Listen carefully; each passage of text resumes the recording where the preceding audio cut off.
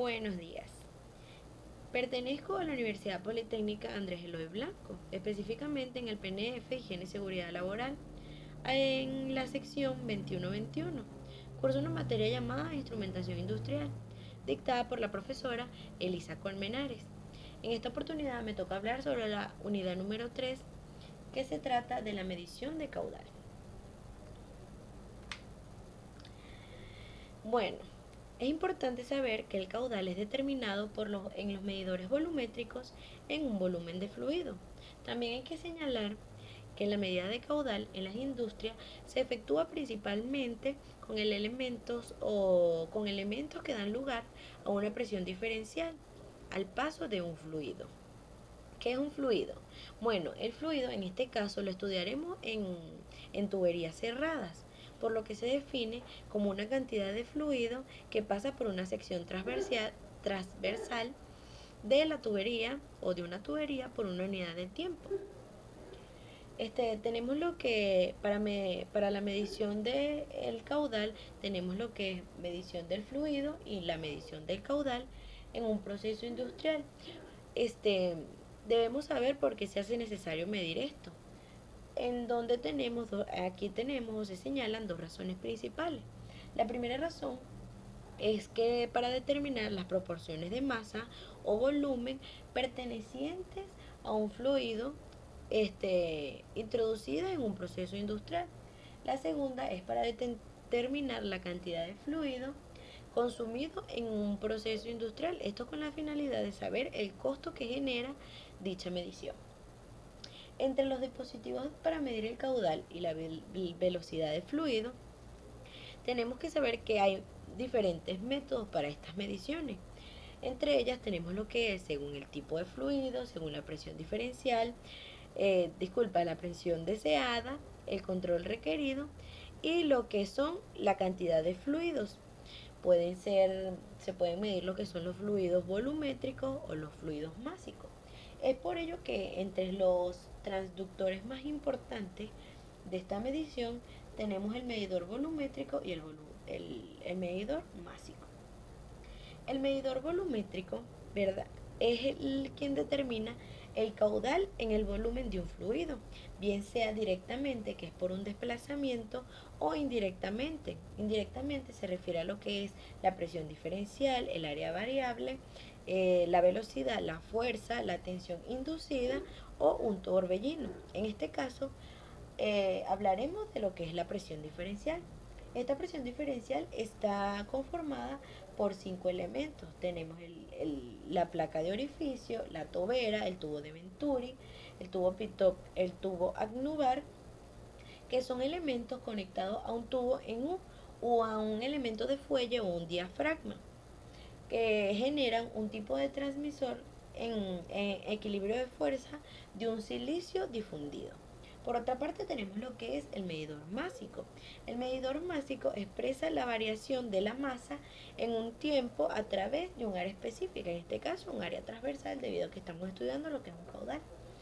Entre los elementos del medidor másico tenemos lo que es la diferencia de temperatura en dos ondas de resistencia. Y como tipo de transmisor tenemos un puente de Heaston. Bueno, como lo mencioné anteriormente, nos interesa evaluar o hablar sobre lo que son los medidores de presión diferencial. Estos medidores de presión diferencial, ¿verdad?, presentan una reducción de una sección del paso del fluido con la finalidad o dando lugar a que el fluido aumente su velocidad, lo que origina un aumento de energía cinética y a su vez o por consiguiente su presión disminuya a una proporción equivalente, dando lugar o de acuerdo con el principio de energía cinética o la que es la conservación de la energía. El caudal es estimado midiendo la diferencia de presión y usando un coeficiente de corrección empírica. Entre los medidores de presión diferencial se destacan los siguientes. El tubo de Venturi.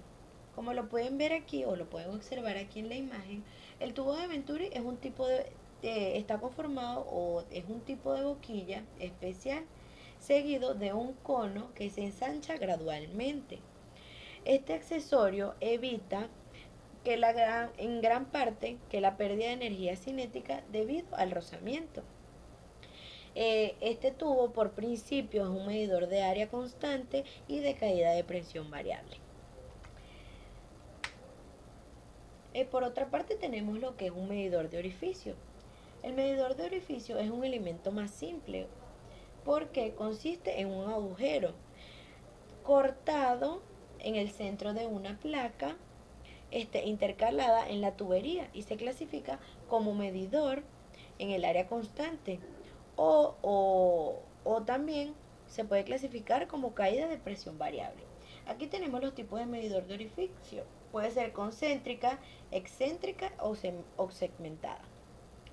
Por otra parte tenemos lo que es la tobera. Esta tobera consta de un tubo corto cuyo diámetro disminuye en forma gradual de un extremo al otro.